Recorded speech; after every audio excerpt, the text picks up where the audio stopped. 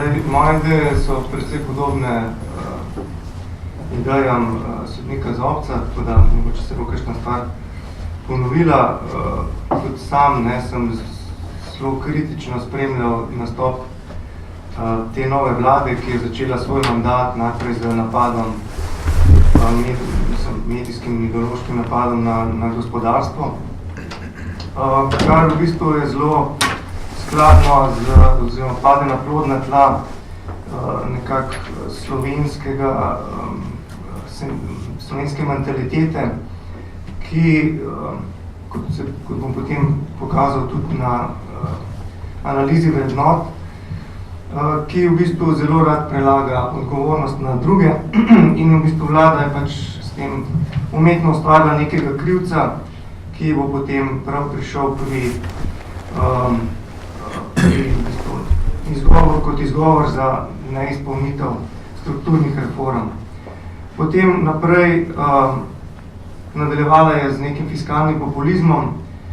Zdaj v zadnjih dneh smo bili priča precejšnjemu napovedanemu dvigu plač v javnem sektorju, ki nažalost fiskalno ni vzdržen. Komisija nas dlje časa opozarja, da naš proračun za naslednji 2 leti pač nista fiskalno vzdržna proračuna. In govorimo o visokih zneskih, torej strukturno zapravimo okrog 500 do 600 milijonov evrov več, kot bi si lahko privoščili glede na visoko gospodarsko rast, ki jo imamo. In potem pač na koncu še pač ta žalosten napad na svobodo govora, pa na neodvisnost medijev, napoved pač neke internetne policije in pa potem tudi izjave premierja, kar se tiče oglasov privatnih družb v teh privatnih medijih. Torej, sam se bi dotaknil 3 stvari, ki mislim, da so najpomembnejše. Privatizacija, potem bi nadaljeval z mediji, potem pa šolstvo. Zdaj, kar se tiče privatizacije, tukaj po mojem mnenju je eden ključnih izvornih problemov slovenskega statusa quo oziroma naše nepripravljenosti za reforme. Namreč, če gospodarstvo obvladuje tako velik del, oziroma če država obvladuje tako velik del gospodarstva, kot trenutno, govorimo o približno tretjini vse dodane vrednosti, če pa seštejemo še družbe, ki so po srednji lasti ali pa pač življenjsko odvisne od teh velikih državnih centrov moči, pa pač gledamo nekje do 40-50% zaposlenih ali pa dodane vrednosti. In seveda to zmanjšuje produktivnost, zmanjšuje agilnost, sposobnost prilagajanja teh velikih sistemov, kar smo nenazadnje videli tudi v tej gospodarski krizi. Zdaj, ničkaj rožnata stvar se nam ne obeta, namreč na listo portfeljskih naložb v strategiji upravljanja državnega premoženja je uvrščenih samo 25 gospodarskih družb od vseh več kot 600 gospodarskih družb po Sloveniji, ki so posredno ali pa neposredno v državni lasti. Tako da samo teh 25 je potencialno na kratek rok torej možno privatizirati. Sicer nekaj naložb smo v tej liste 15 že prodali, ampak mislim, da bi morali biti tu precej bolj pogumni. Zdaj, zakaj je to problem v Sloveniji? To se hitro odrazi ne samo na učinkovitosti, ampak tudi na vplivu na medije, kot smo zdaj jasno videli. Gre za velik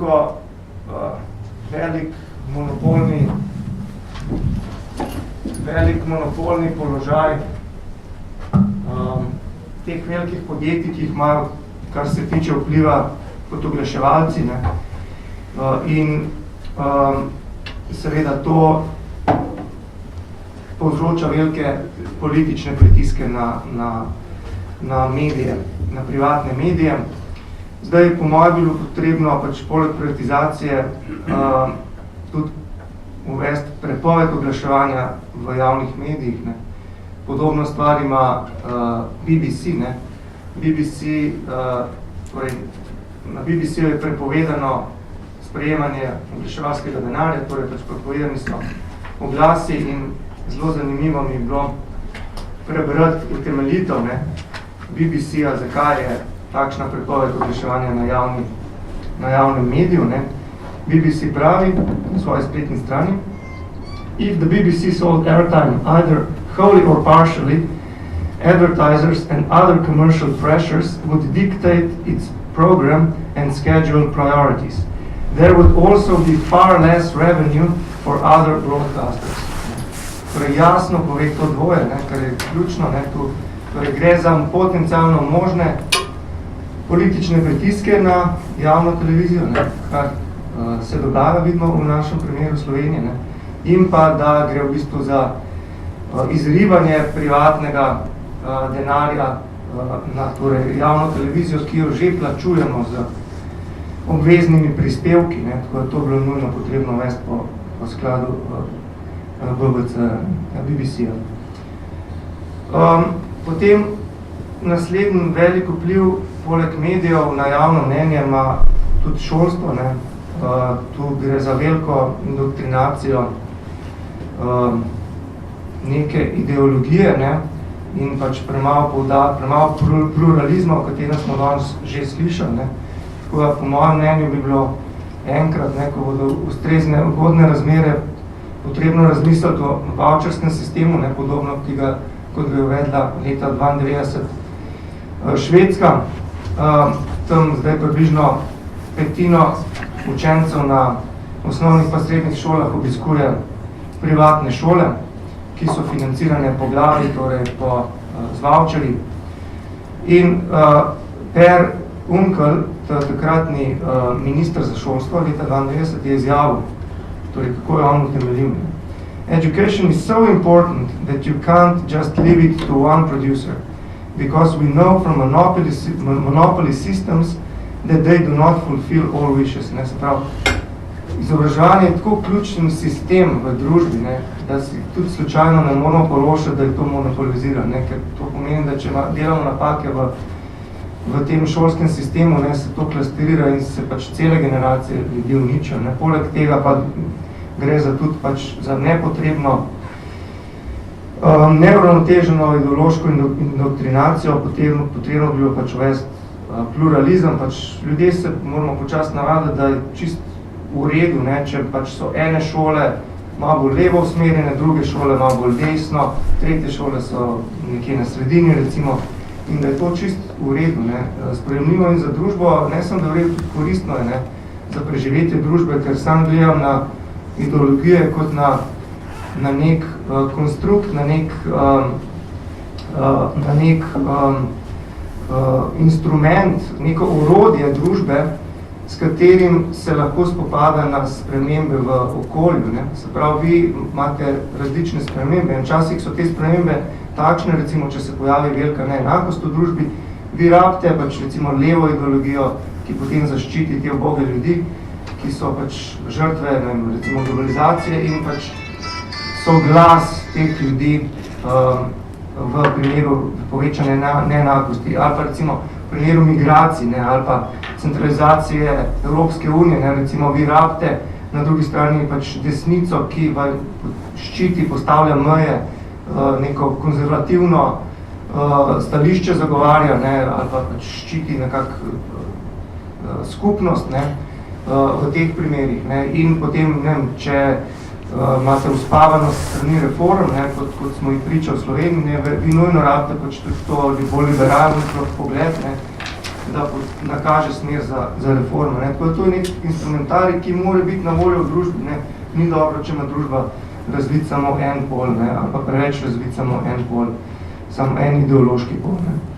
In potem na koncu se to vse skupaj, torej vpliv politike na gospodarstvo, vpliv politike na šolstvo, vpliv politike na medije, se to vse skupaj potem odrazi na vrednotah, kar je pa po mojem mnenju ključen inhibitor reform, ker če pač ni podpore ali pa želje strani javnega mnenja, strani posameznikov v družbi, potem pač seveda smo pač vsi posamezniki naravnani na nek complacency, pač na neko komoditeto, vsi imamo rajš seveda status quo kot pa neke spremembe.